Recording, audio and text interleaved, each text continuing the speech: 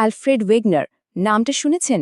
তিনি এমন এক রহস্যের কিনারা করেছিলেন যা আমাদের এই পৃথিবীকে দেখার দৃষ্টিভঙ্গি বদলে দিয়েছে। তো চলুন আজ আমরা সেই বিচ্ছিন্ন মহাদেশের কেসটাই একটু খুলে দেখি, ওয়েগনারের সেই যুগান্তকারী প্রমাণগুলো দিয়ে। আচ্ছা ভাবুন তো একবার, আফ্রিকা আর আমেরিকা দুটো মহাদেশ একসময়ে জোড়া লাগানো ছিল। ওয়েগনার যখন প্রথমবার এই কথাটা বলেন তখন ব্যাপারটা প্রায় অবিশ্বাস্য ছিল। দুটো বিশাল মহাদেশ যাদের মাঝে হাজার হাজার মাইলের মহাসাগর, তারা নাকি একসময় এক জায়গায় ছিল। তো বুঝতেই পারছেন, এই রকম একটা অবিশ্বাস্য দাবি শুনে তখনকার বিজ্ঞানীরা কি করেছিলেন? তারা তো হেসেই উড়িয়ে দিয়েছিলেন। সবার একটাই প্রশ্ন ছিল, আচ্ছা মানলাম, কিন্তু প্রমাণ কই? ওয়াগনারকে কিন্তু একাই এই বিশাল কেসটা লড়তে হয়েছিল। তো চলুন এই রহস্যের সমাধানে ওয়াগনারের প্রথম সূত্রটা কী ছিল সেটা দেখি। এটা কিন্তু সবচেয়ে সহজ, আবার সবচেয়ে অবাক করার মতো একটা প্রমাণ। ওয়েগনারের প্রথম সূত্রটা ছিল খুবই সাধারণ কিন্তু দারুণ। তিনি বললেন, মহাদেশগুলোকে দেখতে ঠিক একটা বিশাল ভেঙে যাওয়া পাজলের টুকরোর মতো লাগে। মানে যদি চেষ্টা করা যায় তাহলে এদেরকে আবার একসাথে জোড়া লাগানো সম্ভব। এই আইডিয়াটাকেই বলা হয় জিগস ফিট। আর এই ব্যাপারটা সবচেয়ে ভালোভাবে বোঝা যায় এইখানে। পৃথিবীর ম্যাপটা যদি ভালো করে দেখেন তাহলে দেখবেন দক্ষিণ আমেরিকার ব্রাজিলের সাও রক অন্তরীপের সঙ্গে আফ্রিকার গিনি উপসাগরটা একদম হুবহু মিলে যাচ্ছে, ঠিক যেন একটা পাজলের দুটো টুকরোকে পাশাপাশি রাখলে যেমনটা হয়।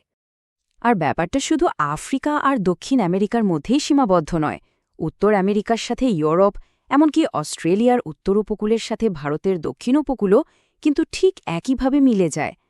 এখন প্রশ্ন হল, এতগুলো মিল, এটা কি শুধুই একটা কাকতালীয় ব্যাপার হতে পারে?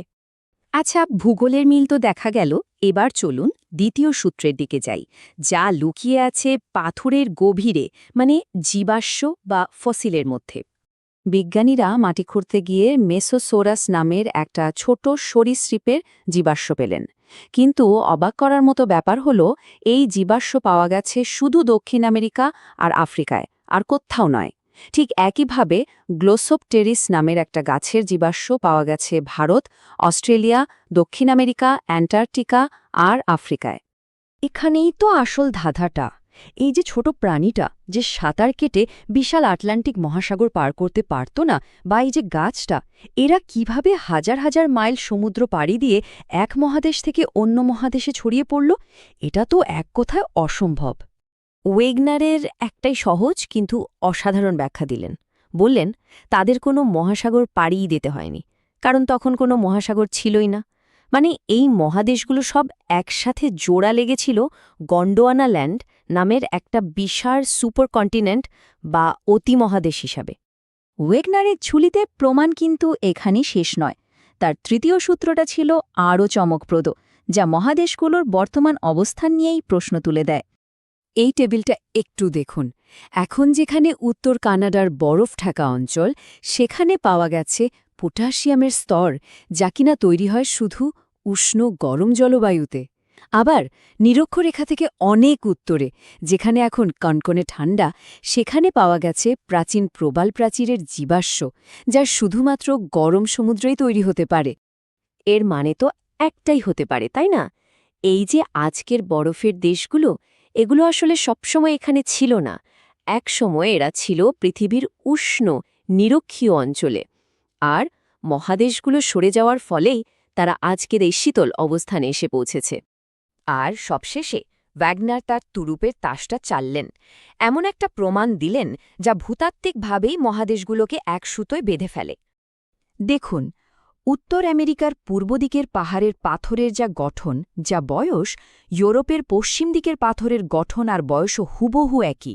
ব্যাপারটা ঠিক এমন যেন একটা বিশাল পাহাড়কে কেউ মাঝখান থেকে ছিঁড়ে দুটো আলাদা মহাদেশে বসিয়ে দিয়েছে।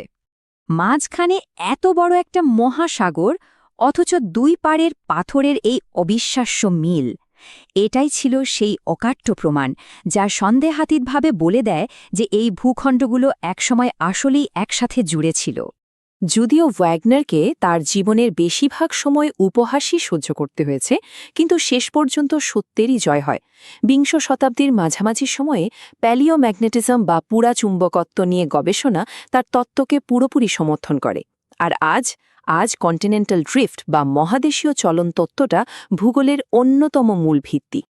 তো জিগসোফিট, জীবাশ্ম, জলবায়ু আর পাথরের গঠন, এই সব কিছু মিলিয়ে ওয়াগনারের কেসটা কিন্তু একদম পাকা হয়ে গেল।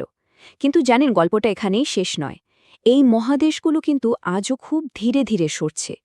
তাহলে প্রশ্নটা হলো, আজ থেকে বহু লক্ষ বছর পর আমাদের এই পৃথিবীর মানচিত্রটা দেখতে কেমন হবে? একবার ভেবে দেখবেন।